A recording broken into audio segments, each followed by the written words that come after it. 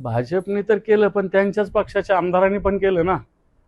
समजा भाजपने केलं हे एक वेळ चला मान्य आहे, भाजप आणि त्यांचा पक्ष वेगवेगळा आहे, परंतु त्यांच्याच पक्षाचे महेश शिंदे आमदार आहे, त्यांनी त्यांच्याच पक्षाचे दोन लोक बोलले. मी तर म्हणतो महेश शिंदेना त्यांनी पक्षातून काढायला पाहिजे होतं. ती हिंमत का एकनाथ शिंदेनी दाखवली नाही?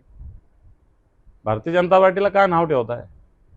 महेश शिंदेला पक्षातून काढण्याची हिंमत दाखव. उलट महेश शिंदेनी त्यांना आव्हान दिलेलं आहे.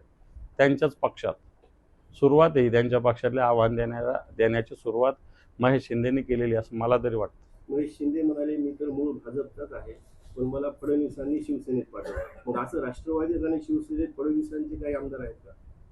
मी काय म्हणतो, सुरुवात महेश शिंदेनी केलेली ना. महेश शिंदे आत्ता एकनाथ शिंदेच्या पक्षाकडून निवडून आलेले.